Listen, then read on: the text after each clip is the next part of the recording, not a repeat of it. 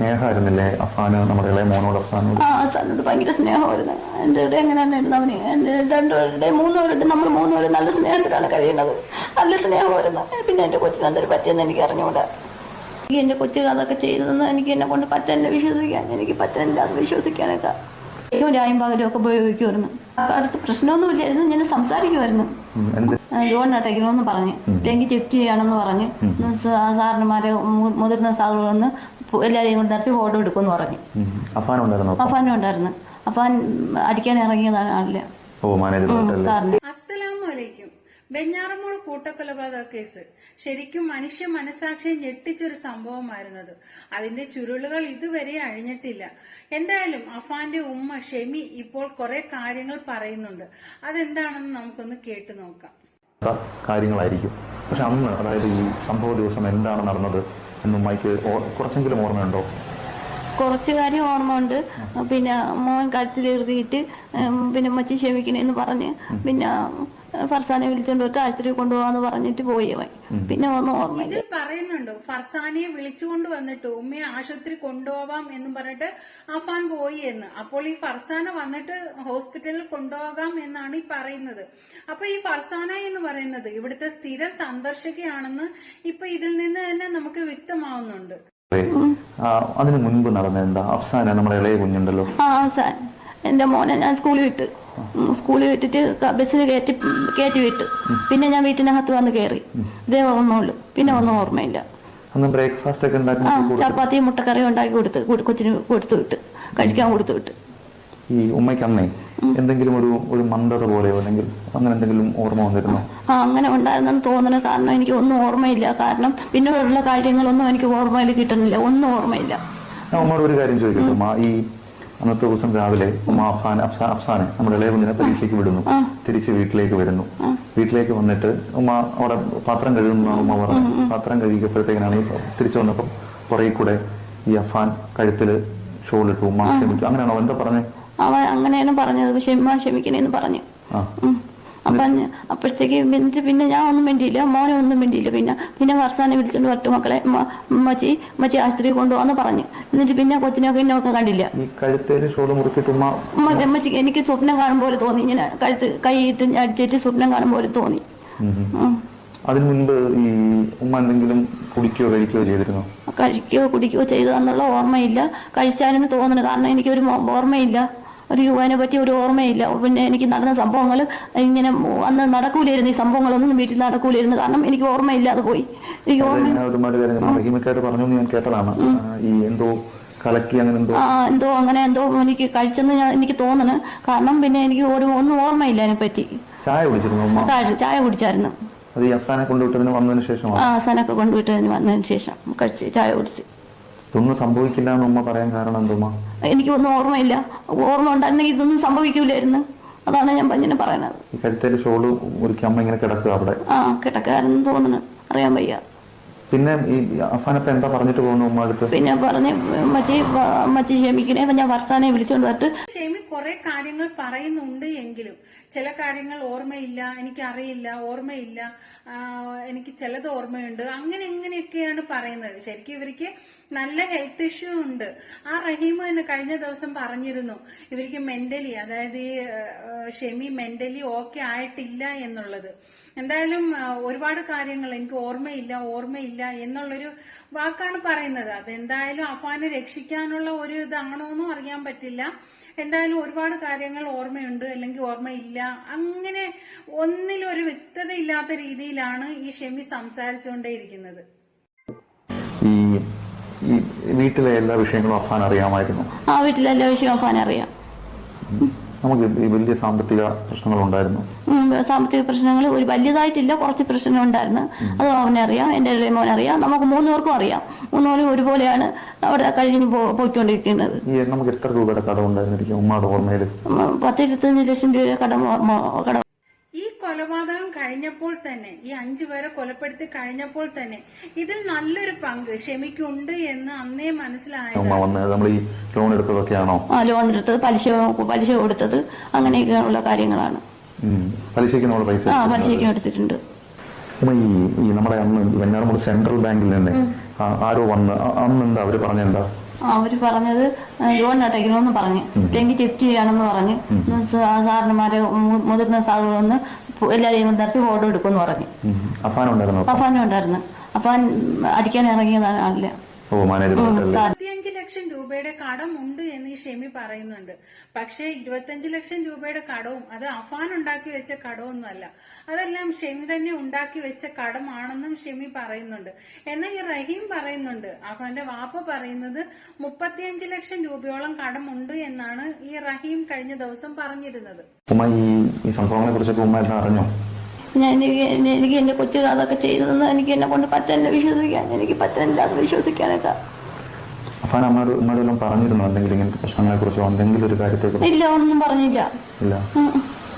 ഈ അഫാൻ എങ്ങനെ ഉണ്ടായിരുന്നു ഈ ഫോണൊക്കെ ഒരുപാട് ഉപയോഗിക്കുന്ന? ഫോണൊക്കെ ഉപയോഗിക്കും, രായും പകലും ഒക്കെ ഉപയോഗിക്കുമായിരുന്നു. ഗെയിം കളി അങ്ങനെ ഗെയിം കളിയൊക്കെ ഉണ്ടായിരുന്നു. ഈ ഇത്രയും വൈരാഗ്യം അഫാന് തോന്നാൻ കാരണം എന്തായിരിക്കും ഉമ്മ എല്ലാവരോടും? അത് കുറച്ച് കാര്യങ്ങളൊക്കെ പ്രശ്നങ്ങളൊക്കെ ഉണ്ടായിരുന്നു, ഫാമിലി പ്രശ്നങ്ങൾ. പാപ്പാക്ക് പിന്നെ വസ്തു വെച്ച് കൊടുക്കുമെന്ന് പറഞ്ഞ് ചേട്ടനൊക്കെ പറയുമായിരുന്നു. അങ്ങനെയൊക്കെ പ്രശ്നങ്ങളൊക്കെ ഉണ്ടായിരുന്നു കുറച്ച്. അഫാനും അറിയാം. ബാങ്കിൽ നിന്ന് ലോൺ എടുത്തിട്ട് ആ തിരിച്ചടയ്ക്കാത്തതിനാൽ ബാങ്കിൽ നിന്ന് നിരന്തരം അവരെ കോൾ ചെയ്യുകയും ശല്യം ചെയ്യുകയും ഒക്കെ ചെയ്യുന്നുണ്ടായിരുന്നു. അതിന് എന്തായാലും ഒരു ലോൺ എടുത്തു കഴിഞ്ഞാൽ തിരിച്ചടയ്ക്കേണ്ട ബാധ്യത അത് എടുക്കുന്ന ആളിന് തീർച്ചയായിട്ടും ഉണ്ട്. ബാങ്കാണ്, അത് തിരിച്ചടച്ചേ പറ്റത്തുള്ളൂ. ഇനി എന്തെന്ന് പറഞ്ഞാലും അതിനു പകരം ഈ പണം ചോദിക്കുന്നതിന് പോയി മാനേജരെ അടിക്കാനും ഒക്കെ ചെന്നു കഴിഞ്ഞാൽ അത് ഒരിക്കലും യോജിക്കാൻ കഴിയുന്ന ഒരു കാര്യമല്ല. എന്തായാലും ലോൺ എടുത്തവര് അത് അടച്ചേ പറ്റത്തുള്ളൂ. വീട്ടിലെ കാര്യങ്ങളൊക്കെ നോക്കിയിരുന്നു? അല്ല, വീട്ടിലെ കാര്യങ്ങൾ നമ്മൾ 3 പേര് വേണ്ടി ഷെയർ ചെയ്യുമായിരുന്നു. അല്ലാതെ അവന് മാത്രമല്ല കാര്യങ്ങൾ ചെയ്യുന്നത്. നമ്മൾ ഈ പലതരത്തിലുള്ള കാര്യങ്ങൾ ആൾക്കാരൊക്കെ പറയുന്നുണ്ട്, പോലീസിൽ നിന്ന് വിവരം കിട്ടുന്നുണ്ട്. അഫാൻ പല കാര്യങ്ങളും പറഞ്ഞിട്ടുമുണ്ട്. അപ്പൊ നിങ്ങൾ ഈ കുടുംബം ഒന്നാകെ ഈ ജീവിതം അവസാനിപ്പിക്കാൻ തീരുമാനിച്ചിരുന്നു, അങ്ങനെയൊക്കെയുള്ള സത്യമായിരുന്നു ഉമ്മ? കുടുംബം ഒന്നാകെ അങ്ങനെയൊന്നും പറഞ്ഞിട്ടില്ല. നമ്മൾക്ക് കടങ്ങൾ തീർക്കാൻ മക്കളെ. സഹിക്കാൻ പറ്റാത്ത കടമൊന്നും ഞങ്ങൾക്കില്ല എന്ന് ഷെമി പറയുന്നുണ്ട്. അപ്പൊ ഈ 5 പേരെ കൊന്നത് എന്തിനാ? കടബാധ്യത കാരണമല്ലേ ഇതിന്? അത് ഈ 5 പേരെ കൊലപ്പെടുത്തിയത് അതോ മറ്റെന്തെങ്കിലും വേറെ കാരണങ്ങൾ ഇനിയും ഉണ്ടോ? വസ്തു വിറ്റ് കടങ്ങൾ തീർക്കാം എന്നാണ് പറഞ്ഞത്. വസ്തു വിറ്റാൽ കടമൊക്കെ തീരുമായിരുന്നു. ഇപ്പം നിലവിൽ നമുക്കൊരു 10-25 ലക്ഷം രൂപയുടെ കടമുണ്ടായിരുന്നു. ഈ നമ്മൾ പലിശക്കൊക്കെ എടുത്ത് എവിടുന്നോ അതൊക്കെ ഓർമ്മയുണ്ടോ? അതൊക്കെ ഉണ്ട്, കുഞ്ഞുമാരടുത്തു നിന്നും പിന്നെ അനിയത്തിയുടെ ഇവിടെ നിന്നൊക്കെ എടുത്തിട്ടുള്ളത്. നമ്മൾ ഈ കാറൊക്കെ അവസാനം വിറ്റായിരുന്നു. കാർ വിറ്റായിരുന്നു. അത് കടം തീർക്കാൻ വേണ്ടിട്ടായിരുന്നു. അഫാനാർക്കോ CDMA പൈസ ഇട്ട് കൊടുത്തു? അത് ഇതൊക്കെ റോളൊക്കെ അടച്ചതാണ്. എന്താണ് റോളൊക്കെ അടച്ചത്? റോളിംഗ് പൈസ റോൾ ചെയ്തല്ലേ?